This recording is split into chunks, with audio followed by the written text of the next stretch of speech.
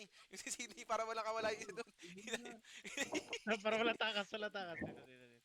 Putang ina nyo, ayan na, andito na, andito na. Andito na kami. Tang ina mo. Gago. Sumiksik.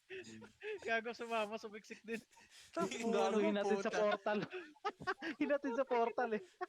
Gago, wawa ng peg-trip pala mga putang ina. Men, kaliwa naman, men. Ay, men, nandito yung ano. Yung bili-bili Kagay yung bros, bros ko. Sa dito. salubungin nyo, magkitakbo sa Hello. Surprise! Hello. Yung socks muna. Ay, yung stock nyo. Tayo muna sa harap yan. Paisa-isa Bayo muna. pa isa. Gumot nag-aaral shower tong songs. Nagke-chaos daw. Itong ano nila oh. Gay, yung ano nila. Tingnan mo, at hold lang yan. Eh, likod gago. na. Abutin nyo nga yung likod. Yung mga pali na. Gay.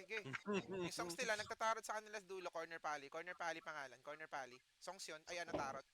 Si 10-10 tsaka yung ano, S nagsimula pangalan ng sniper din.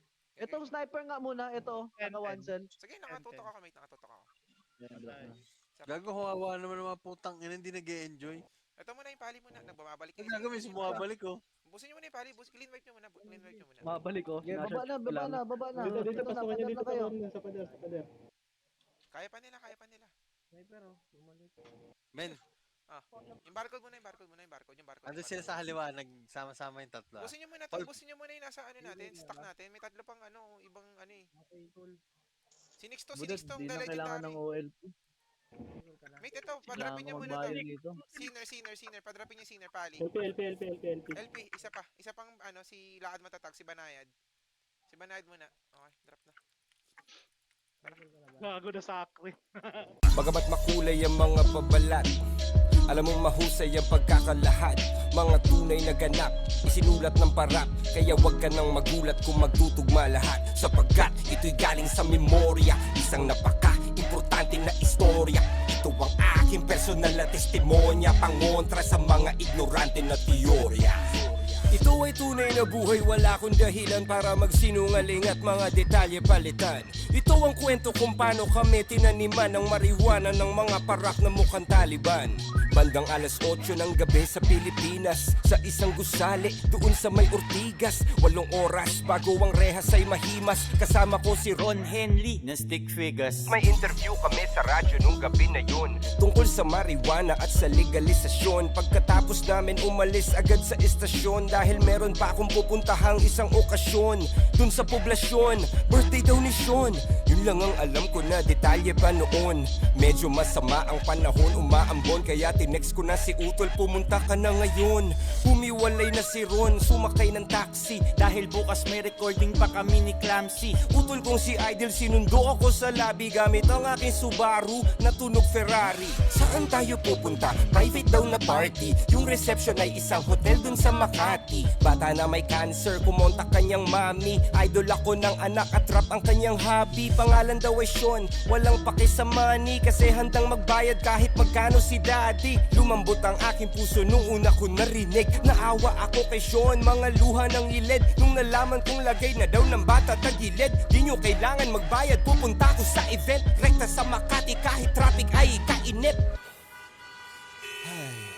Kasama ko si Rude at si Ivan, ang sikip, at si Kuya Albert, yung driver kong mabait. At saka si Idol, aking manager at kapatid na merong thalassemia, isang kakaibang sakit. Kailangan niyan lagi salinan ng dugo na pantawid. At dahil malapit lang sa hotel yung Makati Med, sumabay na lang siya sa amin para mas makatipid. Sabay ka na, para isang kotse na lang. Yung katabi ko sa backseat, si Rude Boy at si Ivan. Documentation, security at hype man. Balay siksikan kami sa aking chikot. Wag malikot! Tatlo kaming mga lalaki sa likod. Pagdating sa Makati, sakto lang yung timing. Nag-text na rin yung mami at nagsabing nag-start na daw yung party, sa basement daw yung parking. Salamat sa pagpunta, pasok lang kayo darling. Pagbaba ng kotse, hinanap ko yung main floor. May nagpalitrato sa tabi ng elevator. Idol, pwede favor, baka pwede magpa-picture, kasi idol na idol ka talaga ng anak ko na grade 4. Nag-selfie kaming dalawa sa kanyang razor, tapos tinutok sa akin yung baril ni Terminator. Pero bilang narrator, lagyan natin ng flavor para di masyadong halata yung trauma ko na major. What the fuck? Nakakagulantang sangkatutak ng ninja cup sa amin ng tumambang. Parang Wu-Tang Clan, lampas 10 lumabas sa van. Pasensya na idol, napag-utusan lang. Humakbang paatras at wala nang nagawa. Tinutukan ng bereta sa mukha, pinadapa, pinusasan, pilit pinapatingin sa baba. Mga bulsa namin isa-isa nilang kinapa. Akala ko kidnap for ransom ang sadya, o kaya baka prank lang to na malala lang iya. Dapa! Kamay sa likod, sa baba! Dapa sabi! Nakadapa kami habang napapanood ang aking utol na kasalukuyang nakabukod. May tinabi silang kahon, malakas kanyang kutob na meron tong mga lamang kontrabando sa loob. Tsaka na lang silang nagpakilalang mga parak nung isa na sa mga kasama nila na sapak. Walang uniforme at nakamaskara lang lahat. Walang Mirandang binasa, basta-basta lang agad. May sikat na hotel at ang nakakapagtakay. Maraming CCTV, lahat nakapatay.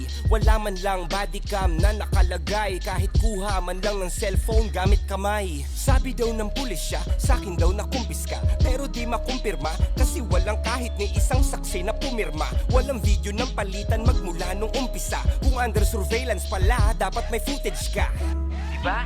Kung under surveillance pala, dapat may footage na. Kung normal na tao, nagpa-viral pag nahuli siya, paano na lang kaya kung si Looney pa?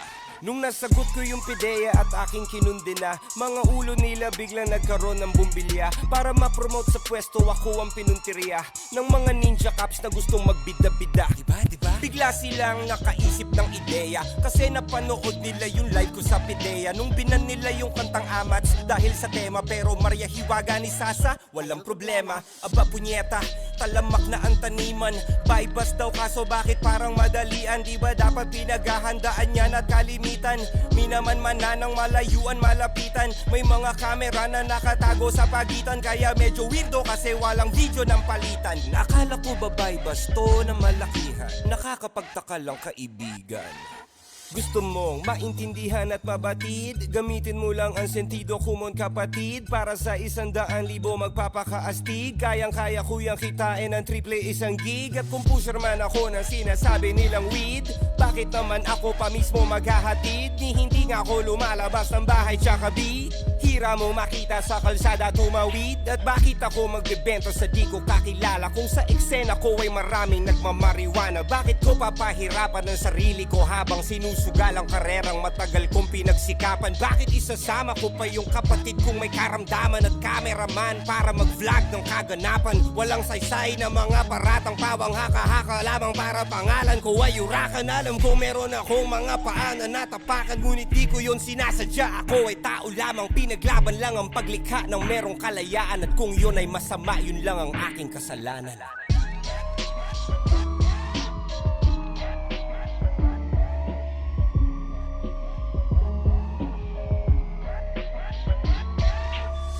Authorities seized 15 packs of high-grade marijuana from Peromas.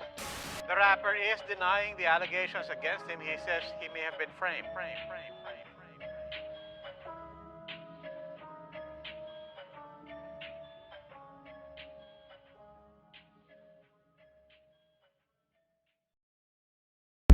I got broads in Atlanta, just took the lean in the family, credit cards and the scammers, getting no licks in the bank, legacies.